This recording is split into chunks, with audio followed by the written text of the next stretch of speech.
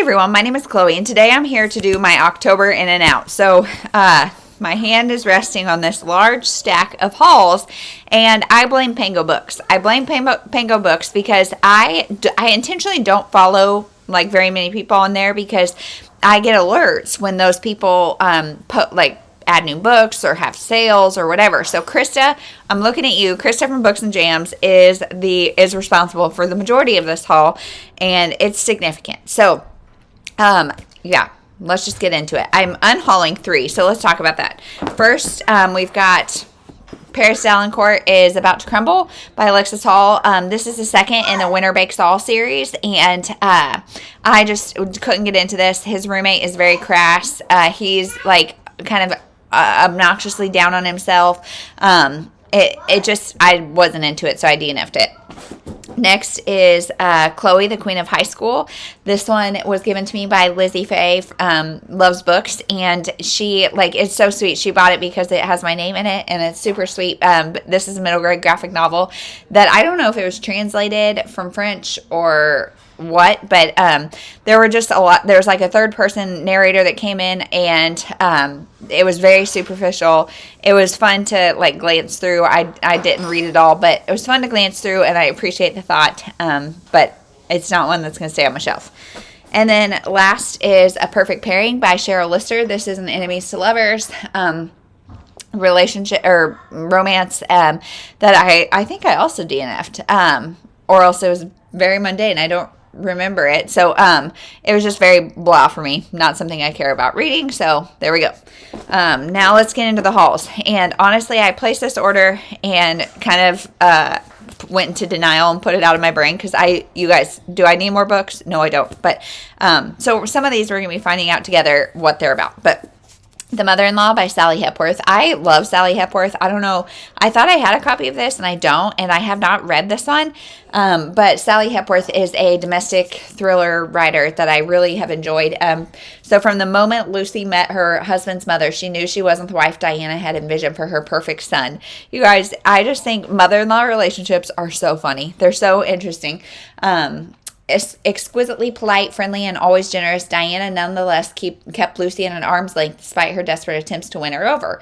As a pillar in the community, an advocate for female refugees, and a woman happily married for decades, no one had a bad word to say about Diana except Lucy. Now Diana is dead. A suicide note found near her body claiming she no longer wanted to live because of the cancer wreaking havoc inside her body, but the autopsy shows no cancer. So who do we trust? I don't know. I just think it's interesting. I can't wait to read it. Next is the Bean Trees by Barbara Kingsolver. So meet Taylor Greer. Clear-eyed and spirited, she grew up poor in rural Kentucky with 2 goals: to avoid pregnancy and to get away. She succeeded on both accounts and buys a 55 Volkswagen and heads west. But by the time our heroine pulls up on the outskirts of Tucson, Arizona at an auto repair shop called Jesus is Lord, Used Tires also happens to be a sanctuary for Central American refugees. She's inherited a 3-year-old American Indian girl named Turtle. What follows as Taylor meets the human condition head on is at the heart of this memorable novel about love and friendship, abandonment and belonging, and the discovery of surprising resources in apparently empty places. So this one is short, less than 250 pages, kind of floppy, so this is nice. I don't know if Krista read this and didn't like this or what. I am like a month behind on videos, and so hopefully it's good, but it sounded interesting.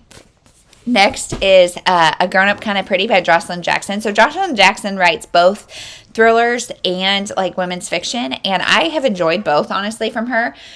This one is every 15 years, trouble comes after the 3 Slocum women. When the youngest, headstrong Mosey Slocum turns 15, a long-hidden grave is unearthed in their backyard, and Mosey is determined to investigate why. The unlikely matriarch, 45-year-old Jenny, doesn't know the truth. She only knows she must do everything in her power to keep it hidden.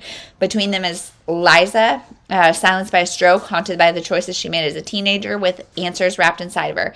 To survive Liza's secrets and Mosey's insistent adventures, Jenny must learn to trust the love that braids the strands of their past and stop at nothing to protect their future. So, sounds good.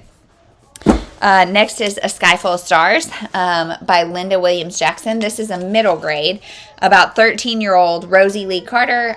She had a chance to go north with her aunt, but she stayed in Mississippi instead. Did she make the right choice? As racial tension mounts, Rosie feels hopeless, torn between the opinions of Shorty, a boy in her class who wants to change things by meeting violence with violence, and her best friend Hallelujah, who believes in the power of peaceful protest. Rose doesn't see a way forward. She decides to help Aunt Ruthie start her own business, and 1950s in 1950s in Mississippi. Sounds like it'll be good. Beautiful cover. Beautiful cover. Next is Eve by William Paul Young. And so this is obviously a biblical fiction about Eve. So a shipping container washes ashore on an island between our world and the next. John the Collector finds a young woman inside, broken, frozen, and barely alive. I think this is like kind of a feminist twist on Adam and Eve. And Eve is a bold exploration of the creation narrative, true to the original text and centuries of scholarship, yet with breathtaking discoveries that challenge traditional beliefs about who we are and how we're made. So I don't know. I have heard really good things about this, and so I wanted to give it a shot. Next is Where the Forest Meets the Stars by Glendy Vanderall. This has got like one of those like really buttery covers, but this is about where she comes from is a mystery. What she's here for is a miracle. After the loss of her mother and her own battle with breast cancer, Joanna Teal returns to her graduate research on nesting birds in rural Illinois, determined to prove that her recent hardships have not broken her. She throws herself into her work from dusk to dawn until her solitary routine is disrupted by the appearance of a mysterious child who shows up at her cabin barefoot and covered in bruises. I think that is all I need to know. I've heard really great things. I've heard it's emotional, so I'm excited to read it. Next is Just Haven't Met You Yet by Sophie Cousins. I don't need to know anything. I love Sophie Cousins. This one, hopeless romantic. Well, what if the wrong choice could lead you in the right direction? So, hopeless romantic and lifestyle reporter Laura's business trip to the Channel Islands isn't off to a great start. After an embarrassing encounter with the most attractive man she's seen in real life, she arrives at her hotel and realizes she's grabbed the wrong suitcase from the airport. Her only consolation is its irresistible contents, each of which intrigues her more and more. The owner of this suitcase clearly Laura's dream man. Now all she has to do is find him. So I am really excited. I think this will be cute. Next is Spiritual Parenting, an Awakening for Today's Family. It's not about perfect behavior. It's about passionate hearts. I'm always open to reading more about how to grow my kids spiritually and how to lead them spiritually. And so I thought this would be great. Next is Dawn's Prelude by Tracy Peterson. So I've read some of Tracy Peterson's. I think it's Amish fiction, but this is Song of Alaska, book 1. So married at a tender age to a harsh older widower, Lydia Gray can't help but feel a measure of relief when an accident claims his life. Woo. What happens next, however, is a surprise to everyone. Through an unforeseen fluke, Lydia finds herself the sole recipient of her late husband's fortune, but instead of granting her security, strife ensues as her adult stepchildren battle to regain the inheritance for themselves. So I just really have liked her writing style, so I'm going to give it a shot. Next is Grace-Based Parenting by Tim Kimmel and Max Lucado. So, again, another kind of faith-filled parenting thing. I always am striving to be a better parent and to inspire my kids to be good people. And so I'm hoping these will give me a little nugget of insight. And then that's it from Krista. So that was all Krista. I say like I'm not the one who bought them from her. Anyway, 2 book of the months. So The Leftover Woman by Jean Kwok. Is that how you say it? An evocative family drama and a riveting mystery about the ferocious pull of motherhood for 2 very different women. Jasmine Yang arrives in New York City from her rural Chinese village without money or support.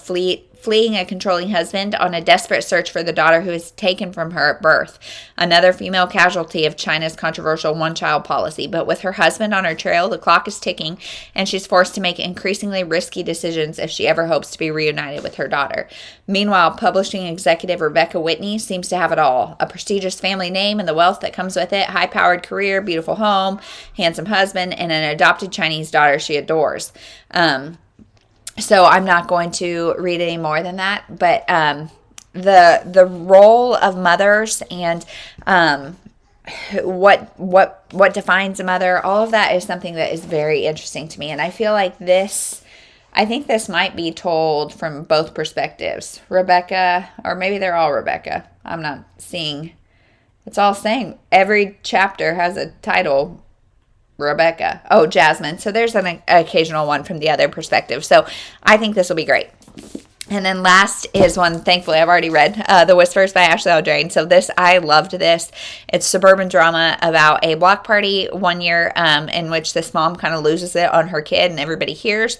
And then a year later, that kid falls out of his window and the neighborhood's wondering, is the mom involved? And we get a lot of perspectives, and this is really good.